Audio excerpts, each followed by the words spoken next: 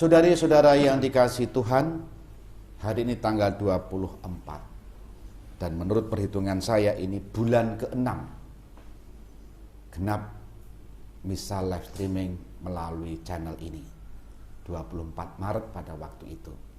Sebelumnya live streaming dari Instagram 21 Maret.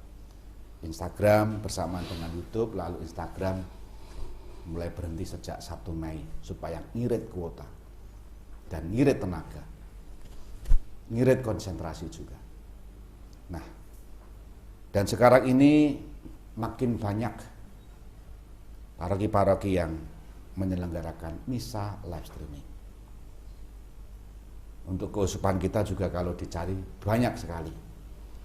Hanya keuskupan yang biasanya di Wisma Uskup itu sudah berhenti, lalu menjadi katedral di Katedral Semarang. Komsoskas sudah tidak lagi menyiarkan secara langsung. Dalam permenungan saya bahwa seperti ini, misa live streaming ini sebetulnya hanya sarana. Sampai sekarang ya alatnya juga seperti ini, dan kami di sini itu ya sudah berani mengatakan wes cukup, sudah cukup, tidak perlu tambah lagi.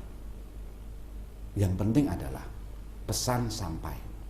Yang penting adalah bisa membantu umat untuk merayakan Ekaristi meskipun secara online. Maka pertanyaannya adalah sampai kapan ini?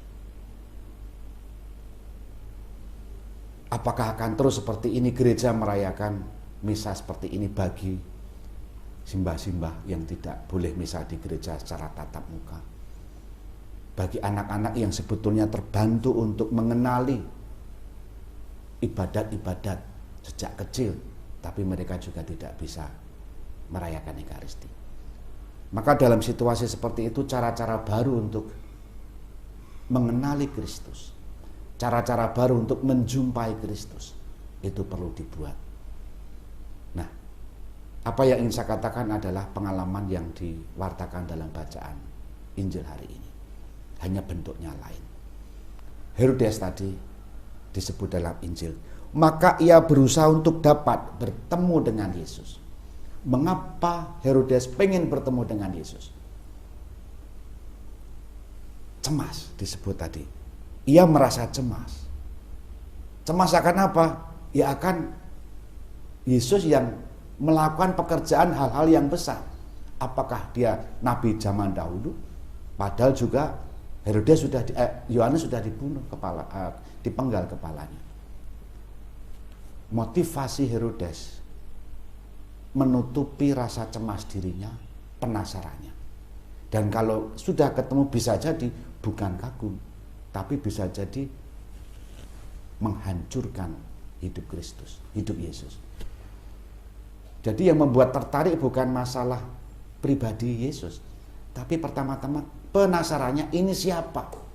Apakah ini yang akan menyingkirkan posisiku, mengalahkan ketenaranku? Itu Herodes.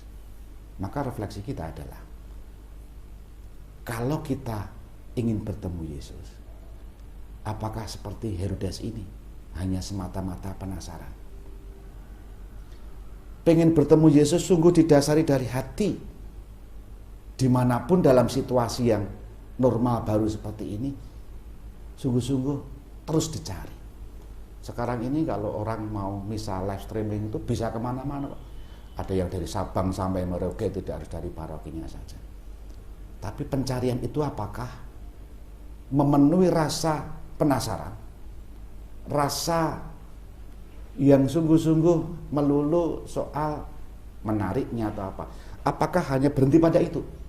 Harapannya adalah sampai pada berjumpa dengan Kristus dalam situasi yang tidak mudah ini. Ini baru misa. Masa seperti ini bulan September kemarin, bulan Kitab Suci, beberapa lingkungan di paroki kita juga secara aktif, kreatif membuat permenungan dengan caranya melalui media WhatsApp. Cara-cara itu ditempuh untuk tetap bersemangat mencari Yesus dalam situasi yang terbatas. Nah, Ini tantangan bagi kita bagaimana berjumpa Kristus dalam situasi ini. Moga-moga kerinduan untuk bertemu Yesus, kerinduan untuk mencari Yesus tetap ada. Dan jauhkanlah seperti pernyataan kitab Khotbah itu, segala sesuatu adalah sia-sia. Iman kita, Kristus kita tidak sia-sia. Semoga kita tidak lelah, tidak bosan mencari Kristus, bertemu dengan Kristus dalam situasi yang sangat terbatas ini. Dimuliakanlah Yesus yang dulu itu, sekarang dan selama-lamanya. Amin. Amin.